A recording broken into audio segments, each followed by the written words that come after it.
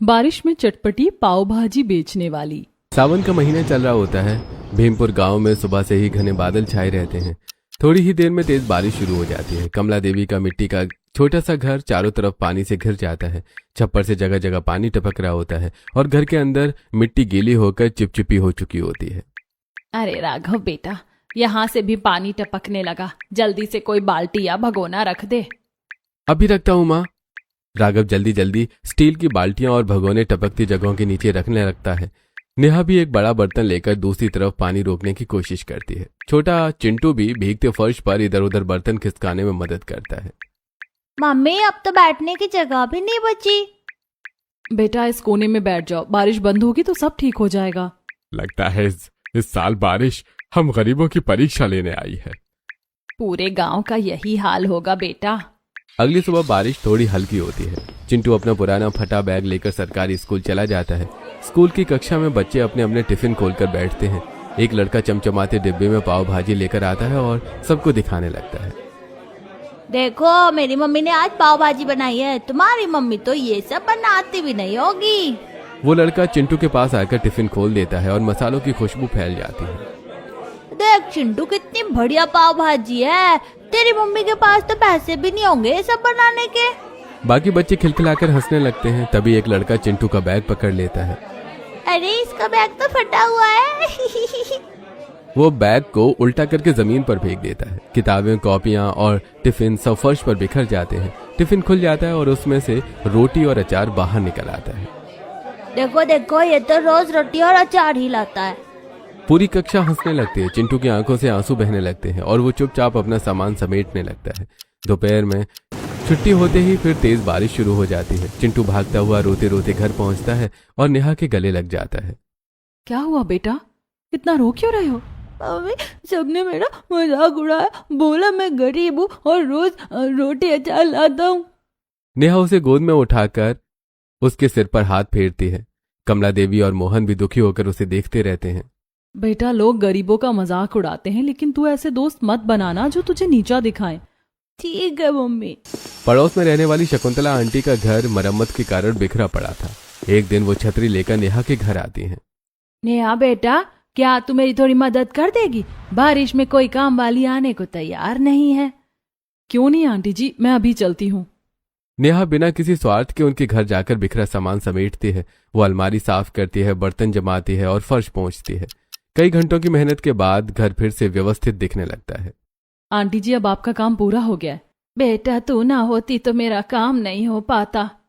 अगली सुबह फिर तेज बारिश होने लगती है। शकुंतला आंटी अपने घर बच्चों के लिए चटपटी पाव भाजी बनाती है।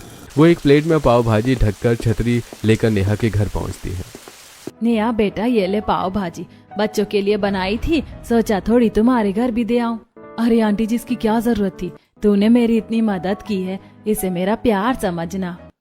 नेहा प्लेट खोलती है, गरम भाप उठती है और चिंटू की आंखें चमक उठती हैं। शकुंतला चली जाती है। कई दिनों बाद उसके घर में पाव भाजी की खुशबू फैलती है। मम्मी, आज हमारे घर भी पाव भाजी आई है। भगवान ऐसे पड़ोसी हर किसी को दे। आज बारिश पहली बार अच्छी लग रही है। बाहर बारिश अब भी टप टप गिर रही होती है, लेकिन उस छोटे से मिट्टी के घर में पहली बार उदासी की जगह गरम पाव भाजी की खुशबू और अपनापन फैल चुका होता है। चिंटू स्कूल की यूनिफॉर्म पहनकर तैयार हो चुका होता है। मम्मी, आज तो मैं पाव भाजी खाकर ही स्कूल जाऊंगा। कमला देवी, मोहन जी, राघव और चिंटू फर्श पर एक साथ बैठकर पाव भाजी खाने लगते हैं। चिंटू बड़े चाव से पाव तोड़ तोड़ कर खाता है। बेटा, तू भी खा ले। नेहा नेहा थोड़ा दूर बैठी सबको खुश होकर खाते हुए देख रही होती है। नहीं मम्मी जी, मुझे अभी भूख नहीं है, आप लोग खाइए। इन्हें इतना खुश देखकर मन भर आता है। मैं हमेशा इन्हें ऐसे ही मुस्कुराते देखना चाहती हूँ। पाव भाजी खत्म होने के बाद राघव अपना पुराना गमछा उठाता है और मजदूरी पर जाने के लिए निकल पड़ता है। चिंटू बैग कंधे पर डालकर स्कूल चला जाता है। मैं काम पर जा रहा हूँ। मैं भी स्कूल जा रहा हूँ पापा। दोपहर तक फिर हल्की बारिश शुरू हो जाती है। गांव की गलियों में ठेले वाले घूम रहे होते हैं। कोई आवाज लगाता है, गोलगप्पे ले लो, कोई बर्गर ले लो, तो कोई गर्मा गर्म पाव भाजी बेच रहा होता है। गांव के लोग अपने अपने घरों से निकलकर कुछ न कुछ खरीद रहे होते हैं। गर्मा गर्म पाव भाजी, मसालेदार पाव भाजी। चिंटू खिड़की से बाहर झांककर ठेले को देखता रहता है। उसकी आंखें पाव भाजी पर टिक जाती हैं। मम्मी मुझे भी पाव भाजी चाहिए, आखिरी बात तो शकुंतला आंटी वाली खाई थी। नेहा कुछ पल चुप रह जाती है। घर में 1 रुपया भी नहीं होता। बेटा बैठ जाओ, किसी से तुलना नहीं करनी चाहिए। अभी हमारे पास पैसे नहीं है, जब होंगे तब तुम्हें जरूर खिलाऊंगी। चिंटू उदास होकर जमीन पर बैठ जाता है। कमला देवी उसे देखकर भावुक हो उठती हैं। हम तो अपने पोते को भी अच्छा जीवन नहीं दे पा रहे। बेटा तो जैसे तैसे जी लिया, पोता भी हर चीज के लिए तरस रहा है। मम्मी जी, आप प्यार देने में तो कभी कमी नहीं करती। पैसा तो आता जाता रहता है। सही कह रही है बहू, प्यार सबसे बड़ा धन है। चिंटू चुपचाप माँ के पास बैठ जाता है और बाहर जाते ठेले को देखता रहता है। शाम ढलने लगती है। शकुंतला आंटी अपने घर पर ताला लगा रही होती हैं। उनके हाथ में एक बड़ा थैला होता है। वो थैला लेकर नेहा के घर पहुंचती हैं। नेहा बेटा, हम कुछ दिनों के लिए बाहर जा रहे हैं। घर में जो सामान खराब होने वाला था वो मैं तुम्हें दे रही हूँ। इसमें पाव भी हैं, वो जल्दी खराब हो जाएंगे, इसलिए पहले उन्हें बना लेना। ठीक है आंटी जी, मैं बना लूंगी। नेहा थैला लेकर अंदर आती है। वो सामान निकालती है। उसमें दूध का पैकेट, पाव का पैकेट, कुछ सब्जियां और एक डिब्बा रखा होता है। अरे इतना सामान दे गई? हाँ मम्मी जी कह रही थी कि खराब हो जाता है। शाम को नेहा सब्जी गरम करती है। पूरा परिवार उसी सब्जी और रोटी से गुजारा कर लेता है। रात में वो दूध गरम करके गिलास में डालती है और चिंटू के पास बैठ जाती है। लो बेटा, दूध पी लो। मम्मी आज तो बड़े दिनों बाद दूध मिला है। हाँ बेटा, शकुंतला आंटी जो सामान देकर गई थी उसी में से आया है। आंटी बहुत अच्छी हैं। हाँ, अच्छे लोग ही मुश्किल समय में भगवान बनकर आते हैं। चिंटू दूध पीकर माँ की गोद में सिर रखकर सो जाता है। बाहर बारिश की बूंदें फिर से टप टप गिर रही होती हैं। रात का खाना खत्म होने के बाद नेहा शकुंतला आंटी का दिया हुआ थैला खोलकर देखने लगती है। तभी उसके हाथ में पाव का पैकेट आता है। वो कुछ देर उसे ध्यान से देखती रहती है। इस पाव का क्या बनाऊं? इसके साथ सब्जी भी तो चाहिए। तभी उसे अचानक चिंटू की चमकती आंखें याद आती हैं, जब उसने पाव भाजी खाई थी। अरे चिंटू को तो पाव भाजी बहुत पसंद है, क्यों ना मैं पाव भाजी ही बना दूं। अगली सुबह बाहर हल्की बारिश हो रही होती है। राघव मजदूरी पर जाने के लिए तैयार हो रहा होता है। नेहा धीरे से उसके पास आती है। सुनो जी, मुझे थोड़े पैसे दे दो। राघव अपनी पुरानी जेब टटोलता है। उसमें सिर्फ 100 रुपए पड़े होते हैं। वो नोट निकालकर नेहा के हाथ में रख देता है। बस यही 100 रुपए बचे हैं, कल की मजदूरी के हैं, तुम रख लो। इतने से काम हो जाएगा। शाम में नेहा मंडी जाती है। लगभग मंडी बंद हो चुकी होती है। सब्जी वाला अपना शटर गिराने की तैयारी कर रहा होता है। कुछ सड़ी गली सब्जियां वो अलग टोकरी में बाहर रख चुका होता है। भैया थोड़ी सब्जी चाहिए थी। हाँ, क्या क्या चाहिए? गाजर, भिंडी, लौकी और थोड़े से आलू चाहिए। ठीक है, 300 रुपए निकालो, मैं अंदर से ताजी सब्जी लाता हूँ। नेहा के चेहरे का रंग उतर जाता है। भैया मेरे पास तो इतने पैसे नहीं हैं। फिर मेरी शटर खुलवाने की क्या जरूरत थी? बेवजह मेहनत करवाई। नेहा चुप हो जाती है। तभी उसकी नजर बाहर रखी टोकरी पर पड़ती है। भैया ये जो टोकरी में सब्जियां रखी है, इनका क्या करोगे? ये खराब सब्जियां हैं, रास्ते में नदी में फेंक दूंगा। अगर आपको बुरा ना लगे तो मुझे दे दीजिए। हाँ हाँ ले जाओ, मुझे तो वैसे भी फेंकनी थी। नेहा खुश होकर टोकरी में से ठीक ठाक हिस्से चुन लेती है। उसके 100 रुपए बच जाते हैं। फिर वो पास की परचून की दुकान पर जाती है। वहां से थोड़ी मक्खन की टिक्की और कुछ मसाले खरीदती है। लो ये मसाला और टिक्की। धन्यवाद भैया। सामान लेकर नेहा भीगती हुई घर लौट आती है। घर पहुंचकर नेहा रसोई में काम शुरू करती है। कढ़ाई चढ़ाती उसे शकुंतला आंटी की याद आती है। आंटी आप इतनी स्वादिष्ट पाव भाजी कैसे बनाती हो? कुछ खास नहीं बेटा, हर तरह की सब्जी मिलाकर अच्छी तरह मैश कर दो। नमक मिर्च का स्वाद सही रखना, ऊपर से मक्खन डालना और पाव भी मक्खन में सेकना। मैं भी वैसी पाव भाजी बनाऊंगी। नेहा कढ़ाई में तेल डालती है। गाजर, आलू, लौकी और बाकी सब्जियां डालकर उन्हें धीमी आंच पर पकाने लगती है। वो उन्हें अच्छे से मैश करती है, मसाले डालती है और अंत में थोड़ा मक्खन ऊपर से डाल देती है। खुशबू पूरे घर में फैल जाती है। फिर वो तवे पर पाव रखकर मक्खन में सुनहरा सेकने लगती है। अरे बहू क्या बना रही, कितनी अच्छी खुशबू आ रही है। आज पाव भाजी बनेगी। बाहर मूसलाधार बारिश हो रही होती है। घर के अंदर पूरा परिवार एक साथ बैठ जाता है। नेहा सबके सामने गर्मा गर्म पाव भाजी परोसती है। अरे वाह मम्मी, आपने तो कमाल कर दिया, इतनी अच्छी पाव भाजी। बहू ठेले वाली पाव भाजी भी इतनी स्वादिष्ट नहीं होती।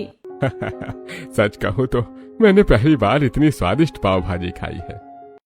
नेहा आज तो तुमने कमाल कर दिया। सब लोग खुशी खुशी पाव भाजी खाने लगते हैं। चिंटू बार बार पाव मांगता है। कमला देवी की आंखों में खुशी चमक रही होती है। अगर मेरा परिवार ऐसे मुस्कुराता रहे तो यही मेरी सबसे बड़ी कमाई है। अगले दिन सुबह हल्की हल्की बारिश हो रही होती है। खेतों के बीच बनी कच्ची गलियों में कीचड़ भरा होता है। राघव सिर पर पुराना गमछा डाले मजदूरी करके घर लौट रहा था। वो सावधानी से चल रहा होता है, तभी पीछे से एक गाय अचानक बिदक जाती है और तेज रफ्तार से उसकी ओर भागती है। अरे बचाओ! गाय जोर से अपने सींग राघव की कमर और पीठ में मार देती है। राघव दर्द से चीखता हुआ कीचड़ में गिर पड़ता है। गाय वहां से भाग जाती है। राघव जमीन पर पड़ा तड़प रहा होता है। मेरी कमर, अरे बहुत दर्द हो रहा है। पास से गुजर रहे मजदूर दौड़कर उसके पास आते हैं। अरे भाई देखो, बेचारे राघव को चोट लग गई। अरे जल्दी करो, इसे अस्पताल ले जाना पड़ेगा। सब लोग मिलकर उसे उठाते हैं और गांव के अस्पताल की ओर ले जाते हैं। अस्पताल में डॉक्टर राघव की जांच कर रहे होते हैं। नेहा, कमला देवी और मोहन जी भी वहां आ पहुंचते हैं। उनके चेहरों पर डर साफ दिखाई दे रहा होता है। देखिए, रीढ़ की हड्डी में गहरी चोट है, तुरंत इलाज शुरू करना होगा। डॉक्टर साहब जल्दी इलाज कीजिए। पहले पैसे जमा कराइए, फिर दवा और इलाज शुरू होगा। परिवार एक दूसरे का चेहरा देखने लगता है। किसी के पास एक भी रुपया नहीं होता। नेहा की आंखों में आंसू भर आते हैं। तभी उसका हाथ अपने गले तक पहुंचता है और मंगलसूत्र उंगलियों में आ जाता है। मेरे पास यही एक चीज बची है, इसी से मैं अपने पति की जान बचाऊंगी। नेहा जल्दी जल्दी बाजार के सुनार की दुकान पर पहुंचती है। हाँ जी, बताइए क्या काम है? भैया, ये मंगलसूत्र रख लीजिए, मुझे पैसों की बहुत जरूरत है।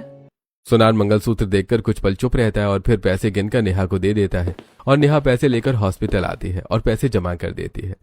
डॉक्टर साहब, पैसे जमा हो गए, अब मेरे पति का इलाज कर दीजिए। डॉक्टर इलाज शुरू कर देते हैं। कमला देवी नेहा के खाली गले को देखती रह जाती है। बेटा, ये मंगलसूत्र तेरे सुहाग की निशानी था। मम्मी जी, इसकी कीमत तभी थी जब मैं अपने सुहाग को बचा पाती। मेरे लिए राघव की जान सबसे बड़ी है। कमला देवी की आंखें भर आती हैं और वो नेहा को गले लगा लेती हैं। कुछ दिनों बाद राघव का इलाज पूरा हो जाता है। उसकी कमर पर मोटी बेल्ट बंधी होती है। डॉक्टर उसे सख्त बेड रेस्ट करने को कहते हैं। कम से कम कई हफ्ते तक भारी काम बिल्कुल नहीं करना है। जी डॉक्टर साहब।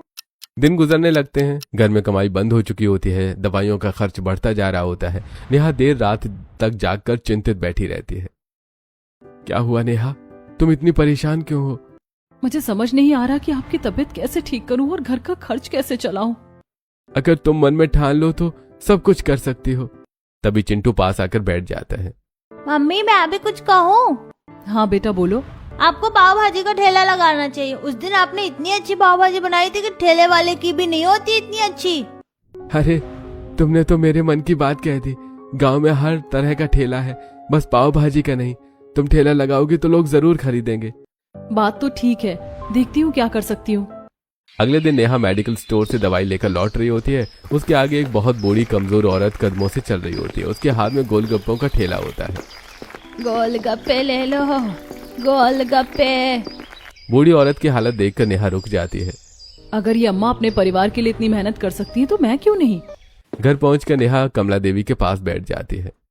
मम्मी जी, मैं सोच रही हूँ कि पाव भाजी का ठेला लगाना शुरू कर दूं। घर का खर्च नहीं चल रहा और मैं मजदूरी करने भी नहीं जा सकती। बेटा, जैसा तुझे सही लगे वैसा कर। मेरी जरूरत पड़े तो मैं तेरे साथ हूँ। धन्यवाद मम्मी जी। नेहा के चेहरे पर चिंता के साथ साथ एक नई उम्मीद भी दिखाई देने लगती है। अगली सुबह हल्की बारिश हो रही थी। नेहा आंगन में खड़ी होकर अपने नए सपने के बारे में सोच रही होती है। उसके पास ठेला खरीदने के पैसे नहीं होते। वो जंगल की ओर निकल पड़ती है। वहां से सूखी लकड़ियां और मजबूत टहनियां इकट्ठा करती है। लौटते समय लकड़ी वाले की दुकान के बाहर पड़े फट्टे भी उठा लाती है। नया ठेला खरीदने के पैसे नहीं है तो क्या हुआ, मैं अपना ठेला खुद बनाऊंगी। घर आकर नेहा हथौड़ी, कील और पेचकस लेकर काम शुरू कर देती है। वो लकड़ियों को जोड़ती है, फट्टे कसती है और पहियों की जगह पुरानी लकड़ी फिट करती है। तभी पड़ोस की कुछ औरतें वहां खड़ी होकर उसे देखने लगती हैं। अरे वाह, अब औरतें भी मर्दों का काम करने लगी। गरीब लोग ऐसे ही होते हैं, कभी ये काम कभी वो काम। सारी औरतें मिलकर उसका मजाक उड़ाने लगती हैं। नेहा एक पल के लिए रुकती है, फिर हथौड़ी उठाकर दोबारा काम करने लगती है। एक दिन आप सब मेरी पाव भाजी की तारीफ करोगी।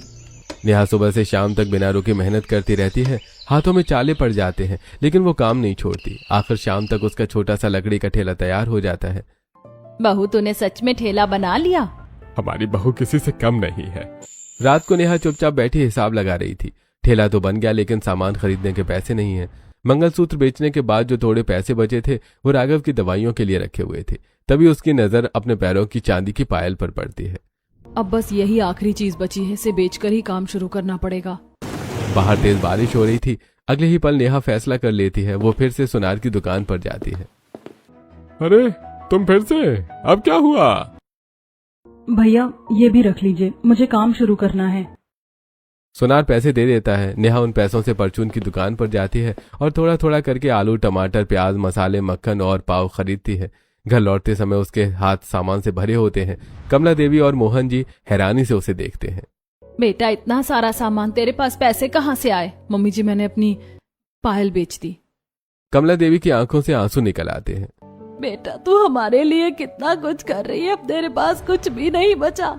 अभी चीजें नहीं है लेकिन आगे चलकर हम दुगनी बनवा लेंगे, पहले ये काम शुरू करना जरूरी है। तू मेरी बहू नहीं, मेरी बेटी है। क्या नेहा कभी गरीबी के दिनों से निकलकर अपने परिवार वालों को भरपेट पाव भाजी खिला पाएगी? अगली सुबह मूसलाधार बारिश हो रही होती है। नेहा 4 बजे उठ जाती है। वो जल्दी जल्दी पाव भाजी बनाती है, घर साफ करती है, राघव को दवाई देती है, उनके लिए खाना रखती है और चिंटू को स्कूल भेजती है। ज्यादा थक मत जाना, आप बस दवाई समय पर लेते रहिए।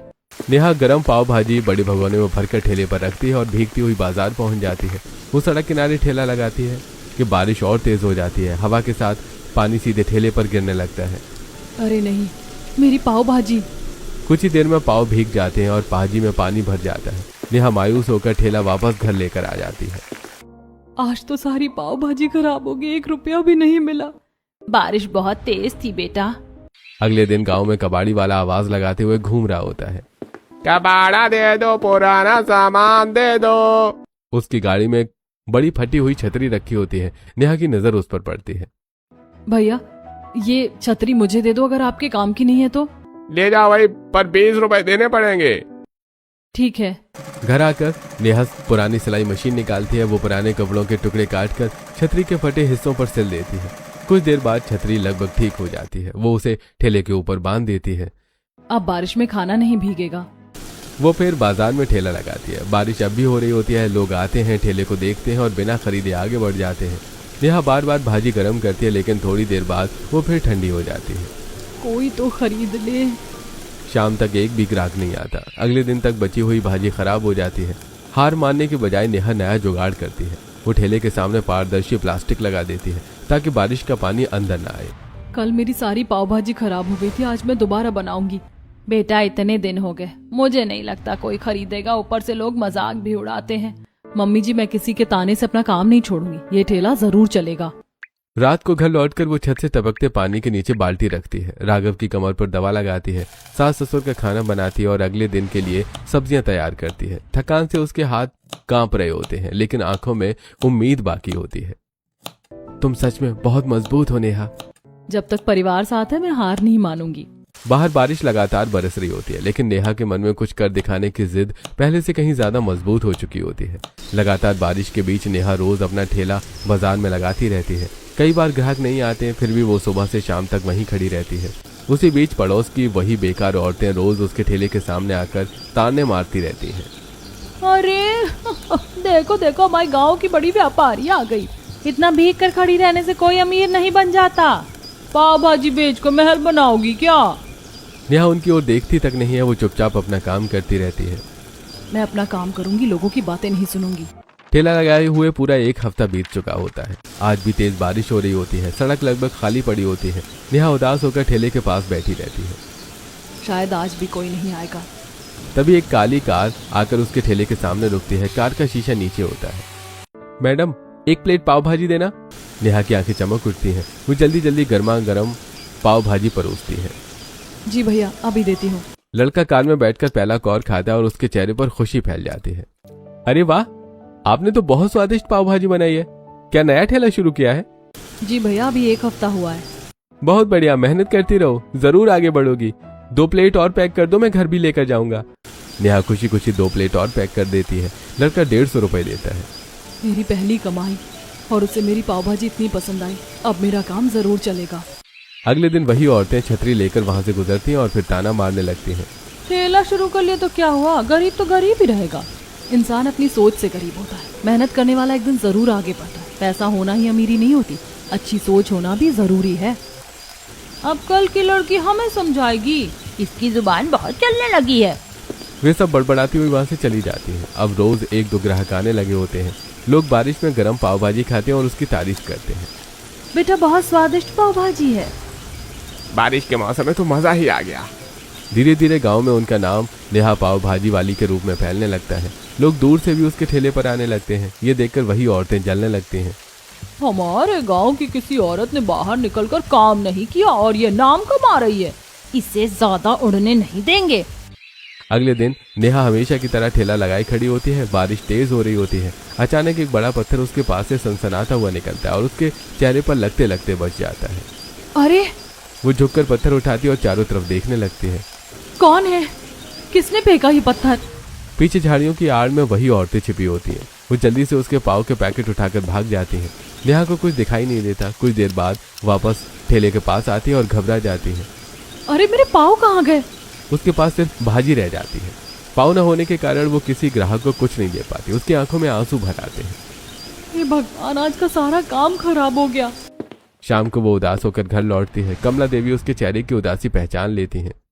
क्या हुआ बेटा, इतनी भाजी कैसे बच गई? पता नहीं मम्मी जी, किसी ने पत्थर फेंका। मैं इधर उधर देखने लगी और तभी कोई मेरे पाव उठा ले गया। ये जरूर मधुबाला और सरिता का काम होगा, वही हमेशा तुझसे जलती हैं। लेकिन मैंने उन्हें देखा तो नहीं, मुझे पूरा यकीन है।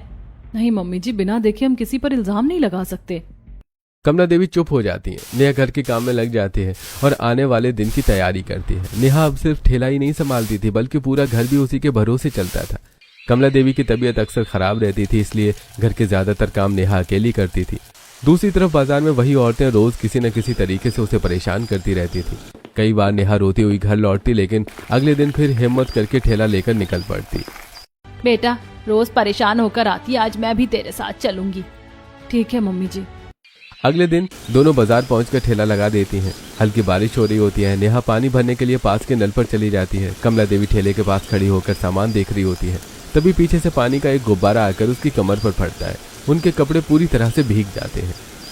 कौन बदतमीज है? किसने ये हरकत की? झाड़ियों के पीछे से वही तीनों औरतें हंसती हुई बाहर आती हैं। क्यों कमला जी, क्या सोच रही थी कि आप आ जाएंगी तो हम आपकी बहू को परेशान नहीं करेंगे? तुम जैसे गरीब लोग इस गांव में रहने के लायक नहीं हो। मुझे पहले से शक था कि तुम लोग ही मेरी बहू को परेशान करती हो। हाँ करते हैं तो तुम क्या कर लोगी?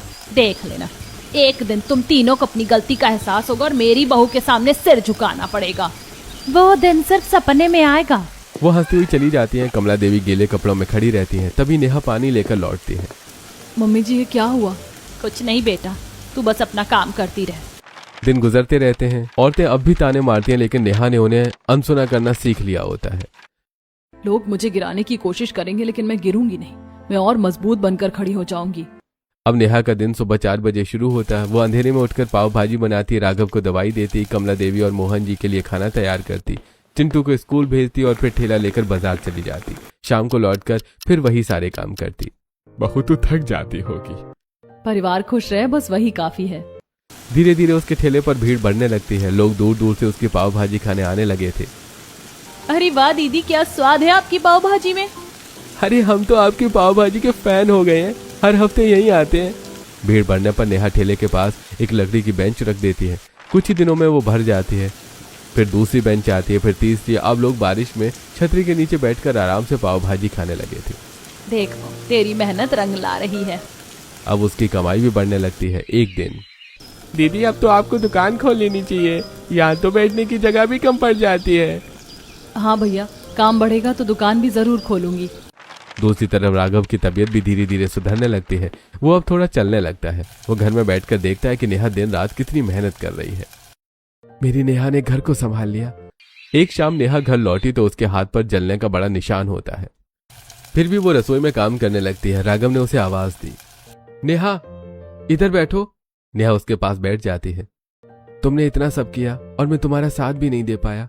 वो रो पड़ता है। नेहा उसका हाथ पकड़ लेती है। आपने ही तो मेरा साथ दिया है। ये सपना आपने ही मुझे दिखाया था। अगर आप मुझे हिम्मत नहीं देते तो मैं कुछ भी नहीं कर पाती। बीमारी का मतलब ये नहीं है कि आपने मेरा साथ छोड़ दिया, और मैं भी आपका साथ कभी नहीं छोड़ूंगी। राघव उसे देखता रहता है। एक बात बताऊं, अब मैं दुकान खोलने की सोच रही हूँ। कमाई और बढ़ेगी तो आपको अच्छे डॉक्टर को दिखाएंगे और आपका इलाज भी बेहतर करवाएंगे। तुम बहुत अच्छी हो नेहा। तुम्हारी जैसी पत्नी हर किसी को मिले। और जब मैं पूरी तरह से ठीक हो जाऊंगा तो तुम्हारे साथ कंधे से कंधा मिलाकर काम करूंगा। नेहा मुस्कुराती और उसके कंधे पर सिर रख लेती है।